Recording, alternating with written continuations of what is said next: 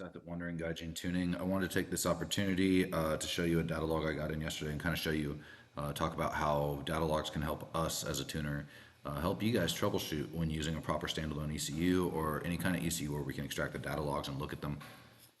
So this is on a Haltech system. We're using the Haltech playback function.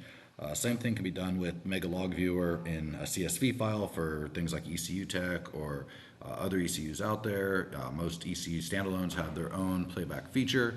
And then things like SCT have their live view and you can record the data logs, things like that. So tuners have an ability to look back at all the data and tell you what's happening with your car to help you try and narrow it down, right? And that's one reason to have a good relationship with your tuner, so that you guys can get that help, not only during the tune, but hopefully that post-tune support. This is a client of mine. He's been a client for years and years and years. Good client, you know, for the most part, always comes back. And so he hit me up during the storming up in Okinawa recently.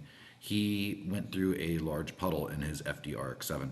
Now, his complaint is that the car is randomly losing power when the secondary injectors cut in, as well as fuel pressure.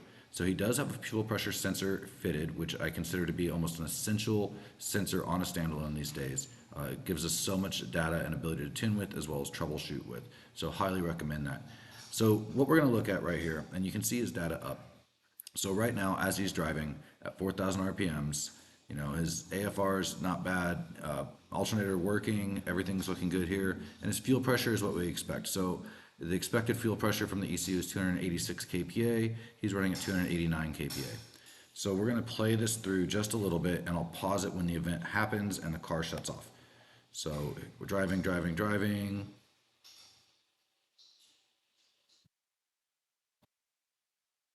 We start to see the AFRs go lean, very lean. The car dies, fuel pressure dies. Okay, so this tells us a couple things. One, the fuel pressure, even though it was reading, there's a sensor dampening, right? So it's not an immediate. There's kind of a data filter applied to sensors so you don't get very sporadic results. However, combined with the wideband going lean right before it dies, and then the fuel pressure being low while the car has power. Okay, what does that tell us? That tells us that the fuel pump did indeed lose power. However, the main ignition or EFI relay is still functioning as we have power to the ECU itself, as well as auxiliaries such as AC state and things like that. So in the FDRX7, there is a long relay box that is relocated during a V-mount intercooler install. And that relay box contains the fuel pump relay for the OEM system.